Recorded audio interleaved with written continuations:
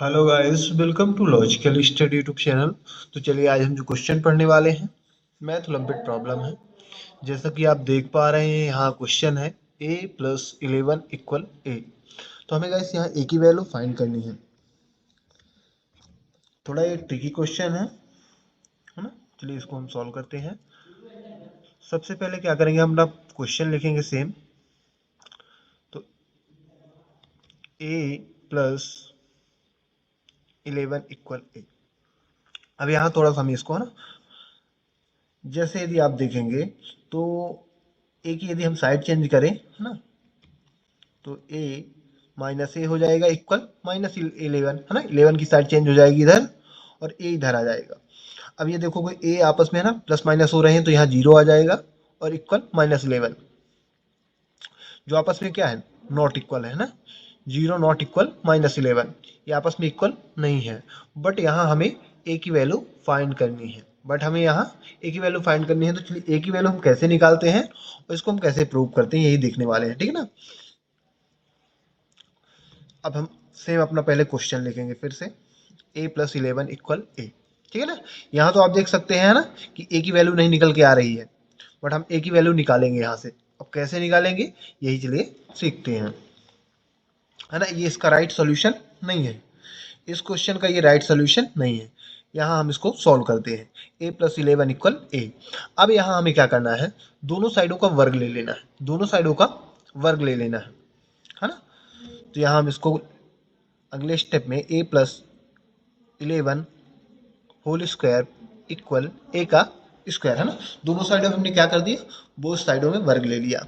वर्ग लेने के बाद यहाँ a प्लस बी का होल स्क्वायर का फॉर्मूला लगा दो। तो फॉर्मूला होता है a प्लस बी का होल स्क्वायर का a square plus B square plus 2ab, right. a की जगह a ही है, b की जगह 11 मानेंगे।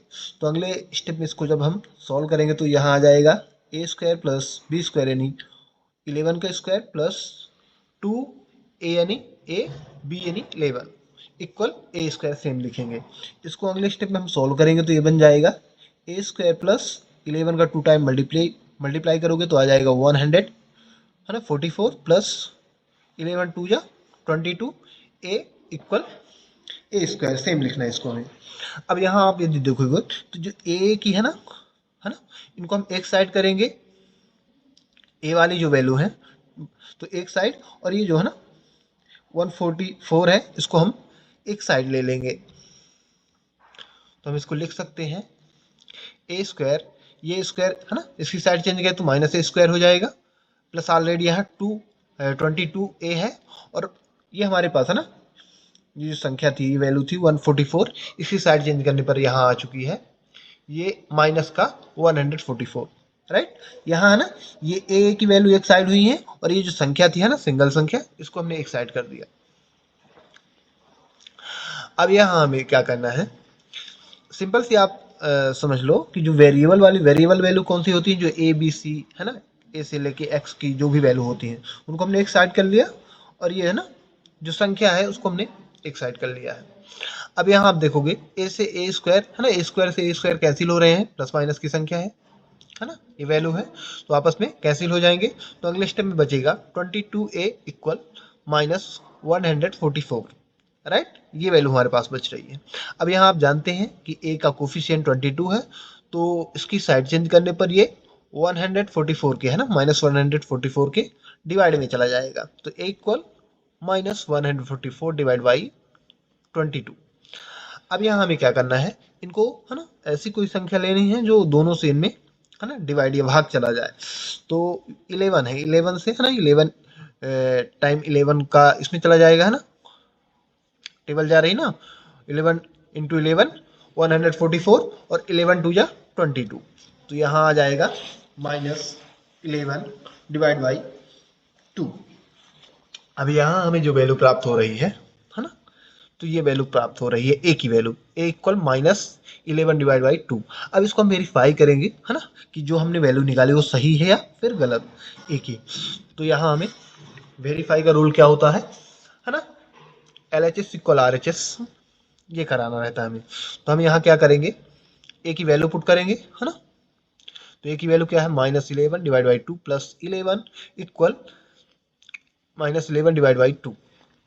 अब यहाँ इसका मल्टीप्लाई होगा, यहाँ ऐड कर दो, भिन्न है एडिशन का, तो यहाँ आ जाएगा -11 प्लस 22 डिवाइड बाई 2 इक्वल, इसको हम सेम लिख लेंगे -11 डिवाइड बाई 2।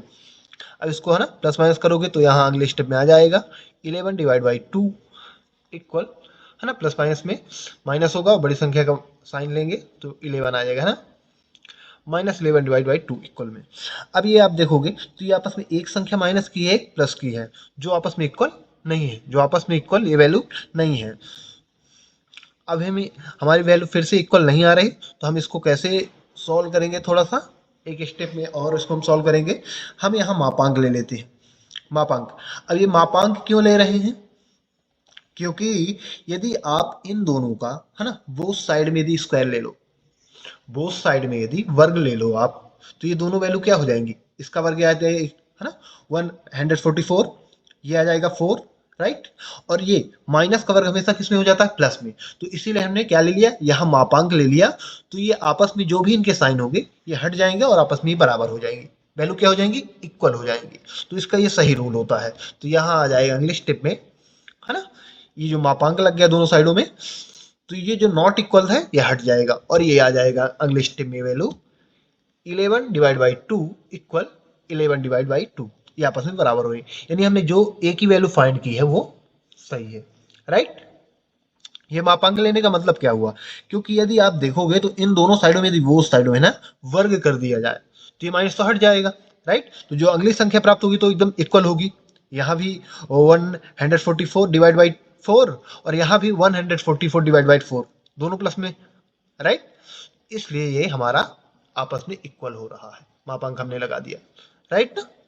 तो इस प्रकार गाइस यदि हम इस ऐसे क्वेश्चन मिलते हैं, है ना, तो इनको सॉल्व कर सकते हैं। काफी ट्रिकी क्वेश्चन था। आशा करते हैं कि ये क्वेश्चन आपको अच्छी तरह से समझ में आ गया होगा।